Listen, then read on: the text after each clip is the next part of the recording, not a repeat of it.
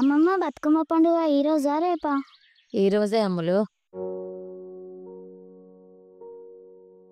సంచి లోపటుంది. పక్కింటన్నతోటెళ్ళి పూలు తీసుకురా.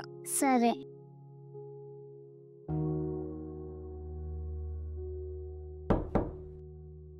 అన్న పూలు తీసుకొద్దామా? ఎందుకు? ఈరోజు బతుకమ్మ కదా. సరే వెళ్దాం పద.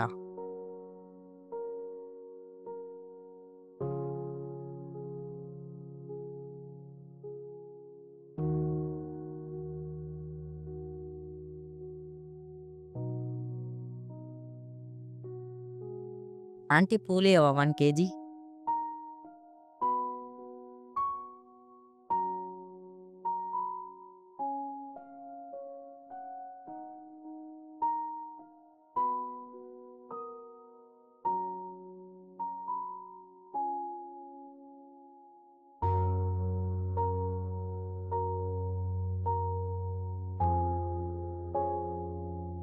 అమ్మమ్మ పూలు తెచ్చిన. స్నానం చేసేటప్పుడు బతుకమ్మ వేద్దాం.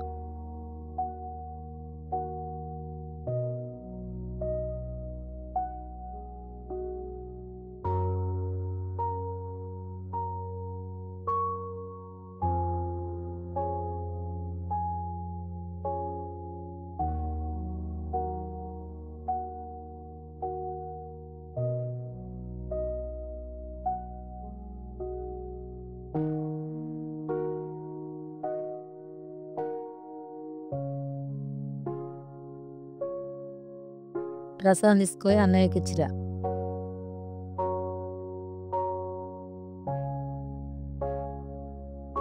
అల్లాహు అక్బర్ అల్లాహు అక్బర్.